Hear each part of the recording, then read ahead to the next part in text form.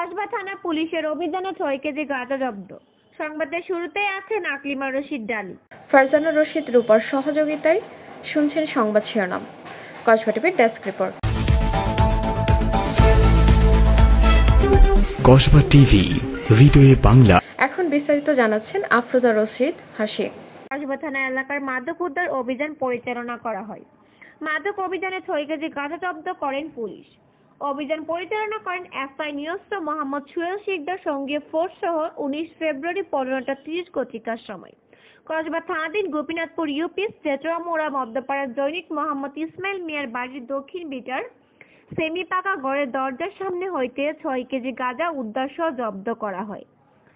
পলাতক আসামি মালু মিয়া, পিতা মোহাম্মদ শফিক মিয়া, মোহাম্মদ ইসমাইল মিয়া, পিতা মৃত সুলতান মিয়া, উভয় সাং জেঠুয়ামোড়া মধ্যপাড়া চারুয়া বাড়ি 6 নং ওয়ার্ড ইউপি গোপীনাথপুর থানা কসবা জেলা ব্রাহ্মণবাড়িয়া। তাদের বিরুদ্ধে কসবা থানার মাদক আইনের মামলা দায়ের করা হয়েছে। কসবা থানা অফিসার ইনচার্জ আব্দুল কাদের কসবা টিভিকে জানান,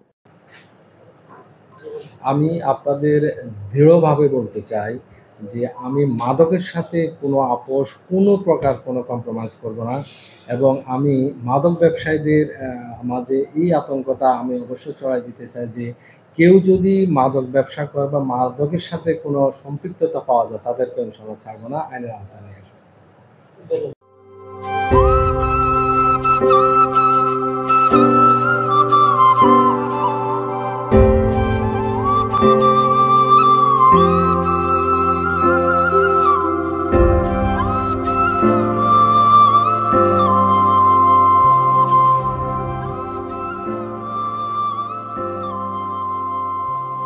কসবা টিভির সংবাদের সাথে থাকার জন্য ধন্যবাদ জানাচ্ছি।